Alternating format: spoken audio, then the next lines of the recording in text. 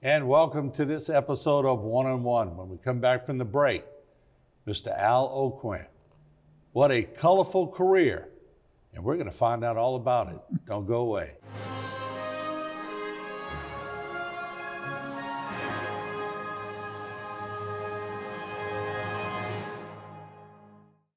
One-on-One is brought to you by the law office of Waits and Downer.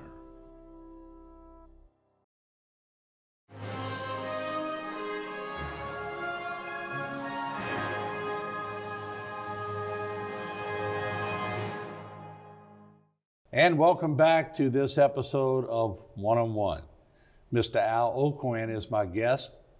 Welcome aboard, Mr. Al. How are you? Thank you so much. I'm fine. And what a career that you had, and very colorful career. But I want to start back to the earliest days you can remember. Where were you? Paint a picture for me. Well, actually, probably the earliest days I can remember were in New Orleans. Okay. My mother was from New Orleans, and my dad, believe it or not, was up there driving streetcars in the middle of the streetcar strike. Wow. They got married, and I was born in New Orleans.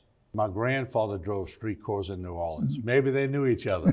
Maybe so. Who knows at this point? But what was your mom's maiden name? Kessel. Okay.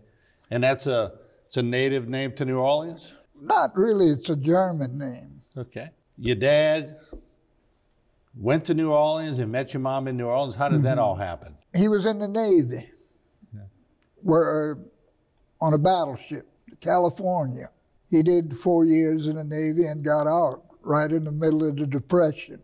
He actually boxed professionally for a while. Is that where your toughness comes in? I don't know. I heard you were pretty tough, and we'll get into that for sure. So he meets your mom, and y'all make your way back to Houma, or when did you come back to Houma? He was here in Berg or Houma trying to work with, you remember Dr. Barradale? Right, yeah. He helped him a whole lot with the boxing.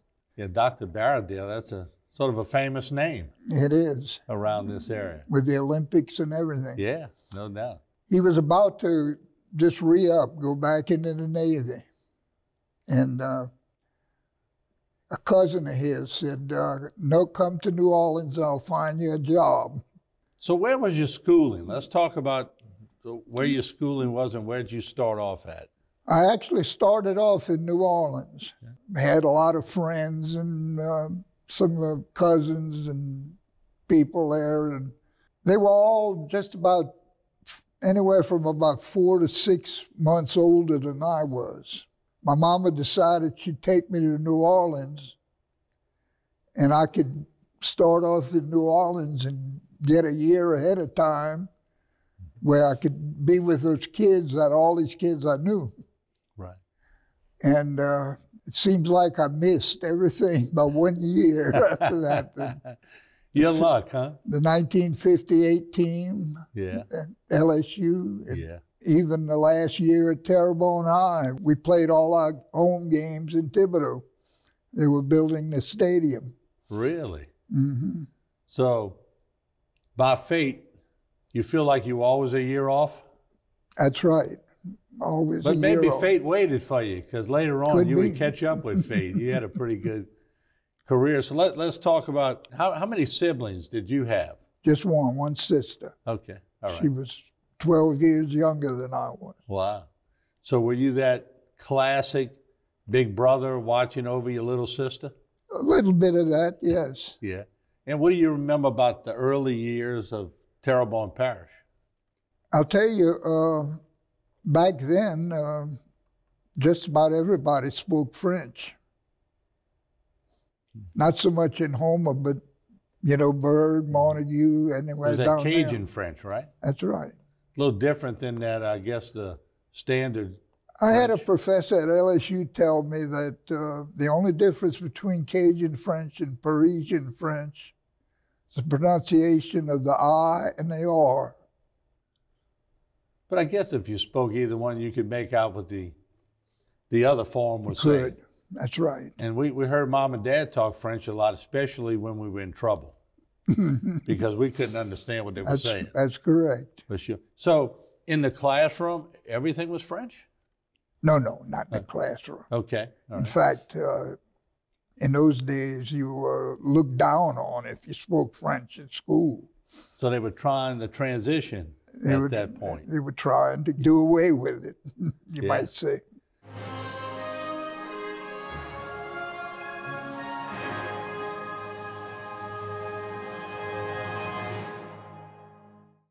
For all of your cases, including those with catastrophic significance, call Waits and Downer Law Firm.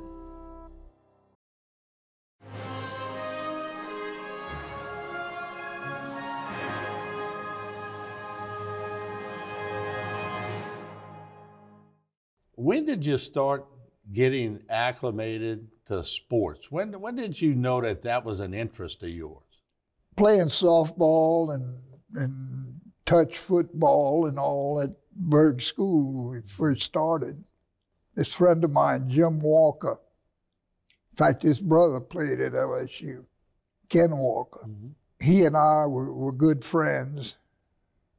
An ironic thing about it, he was always an LSU fan. I was a Tulane fan. Mm-hmm.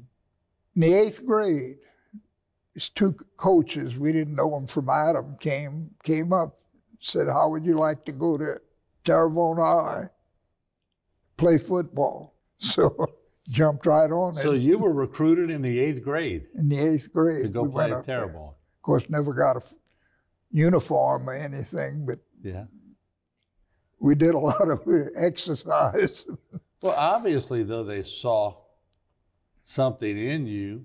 And I've always said this about the Bayou boys, the boys that grew up on the Bayou.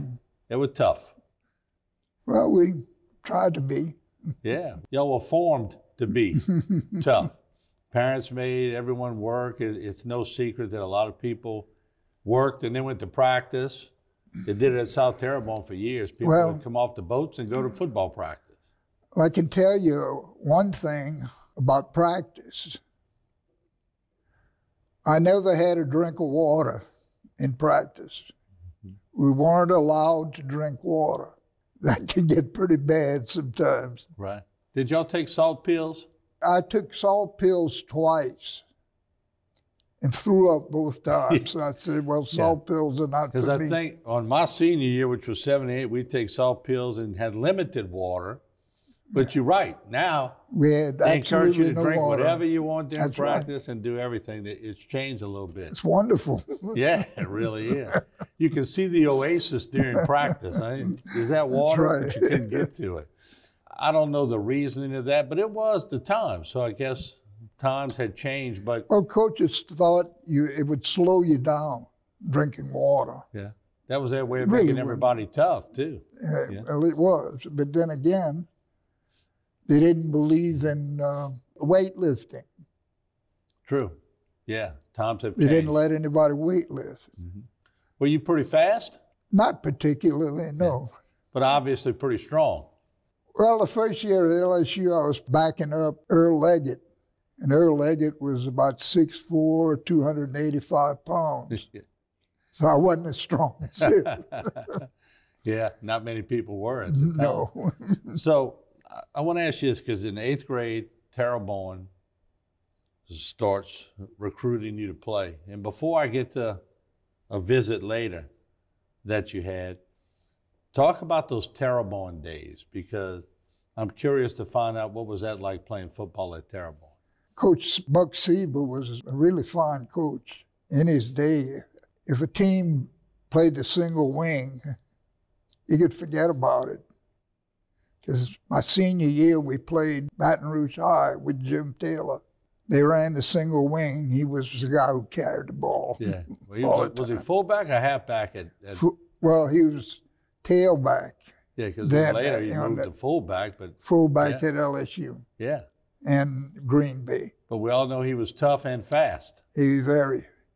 What was that game like? If you had to tackle him, all you saw were knees and elbows.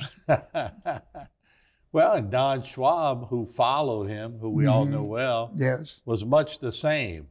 Just you're going to get a lot of knees and elbows and everything else. Just not quite as big. Yeah, true.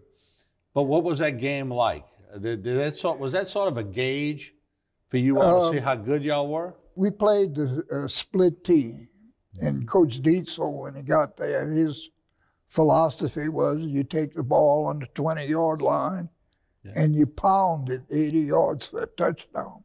Right. Not a whole lot of passing. And other than Earl, we weren't particularly big. So it'd take a lot of pounding.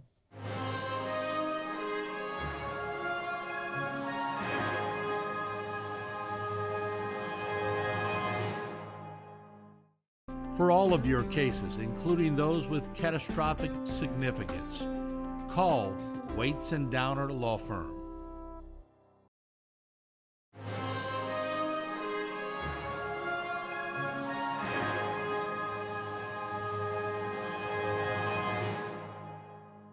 Was the philosophy back then that you had 4 plays to get 10 yards and not 3?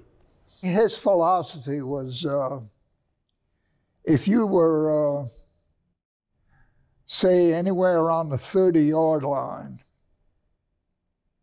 he would, sometimes we would punt and punt on 3rd down. He would rather get the ball off cleanly than take a chance on 4th down. You watch college football today, they're going for it on their own 40 now and everything else. Right. And I'm going, ooh, the game has changed. It certainly has. So tell me about in the 8th grade. I'm curious as the mindset that here's a country, I guess we could call you country. If you came from New Orleans, maybe the transformation started when you were 3 to become a country boy or a bayou boy. You come to Terrebonne in the 8th grade. Was that culture shock for you? A little bit, you know. Big city of Homer and all. A lot of those guys were completely different from us, but we fit in. Was it a natural fit in? Did y'all get along right away, or was it a progression? A progression. Yeah. And actually, my daughter-in-law's dad, Laura Rhodes, was playing right there then too. Oh, he was on that same team? On that same team. Wow, okay. They had about 30 of us. We all had class together. 6 degrees of separation. That's that whole. Because, of course, Laura Rhodes was the first police chief, and I used to play sports against his son. So we all know everybody through somebody, I guess is the thing. So what were the practices like, and were they tough? Tough. Well, I noticed you said that with conviction, too. It must have really been tough. Mondays and Tuesdays, we would just pound each other. All the buses would leave at 4 o'clock. We'd still be there scrimmaging. Yeah. After that, we'd go out in front of the high school and hitchhike into Homer, and then Walker and I would walk across to Grand Kaya Highway, and then we'd hitchhike to Berg. You ever hitchhiking every day? Every day. And somebody picked you up every day? Every day. Today would be different. Oh, it certainly would. Yeah, today would be a little different. But it was a lot of trust back then. We lived, at that time, we were living down at the end of the Texas Gulf Road. Yeah. So when I got to Berg, it started then. I walked the 2 miles down there. Yeah. And was St. Anne Church always there? Oh, yes. Yeah. That was the parish church, huh? That was a parish church. Yeah, no doubt. So when at Terrebonne, did you sense that people were starting to watch you and starting to say, you know, we want this guy in college on our team? When did you sense that? Really, I never really sensed it, not until my senior year, when a few guys started coming by. Yeah, like, I would say a few guys. It didn't. We all know a familiar we had Sid Terrio, was he made All-State the year before I did, and he went to Texas A&M. Texas A&M used to come by quite a bit. You had a visitor that everybody knows. I want to talk Coach about Mack. that. Yeah. Charlie Mack came to recruit you. Well, not just me, Jim Walker Right. also, and Roy Marcel, who was our fullback. Yeah. The particular day we were getting ready for the semifinals for state championship. We were going to play at Struma High, who had Billy Cannon at that time. Yeah. And it rained all that day. We worked out in the gym. When I got out, there was Charlie Mack standing by the door, the front door of the gym. And he wanted to take the three of us out to eat. Well, in those days, there wasn't a lot of places to eat, but we went to La Baya's. You remember the end of the Lafayette Street. I don't recall that. Well, it was about the only place you could get a steak in Houma then. So Charlie Mack bought you a steak? Brought us a steak. Wow. You remember what you ate? What kind of steak did you get? T-bone, ribeye? A ribeye, because I actually didn't know how to order a steak. I watched him and I ordered the same thing he ordered. That's pretty cool. After that, he took us home, and Roy was living right here in the north side of Houma. Right. He dropped him off, and then Jim lived in Berg also, and he brought him. They lived on the highway. Yeah. So it was time to bring me home, and I gave him directions, got him to the road, and it was just an old shell road in those days. Yeah. And rain still falling. We drove all the way to the end. We lived in company houses then. Mm-hmm. I said, "Thanks, Coach." He didn't say anything. I said, "Thanks a lot, Coach." He still didn't say anything. He was just looking through the window. And I thought, well, that's where I get out. So I got out, and I'm getting ready to slam the door, and I stuck my head in, and I said, "Thanks, Coach," again. Right. And then he turned and he says, "Wait a minute, get back in here." And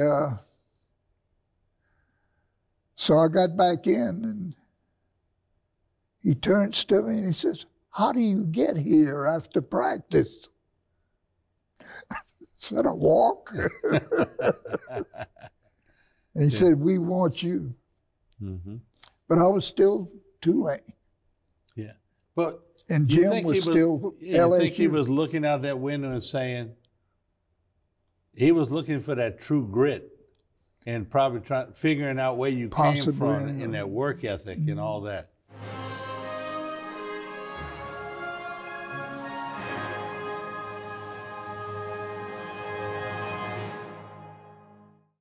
For all of your cases, including those with catastrophic significance, call Waits and Downer Law Firm.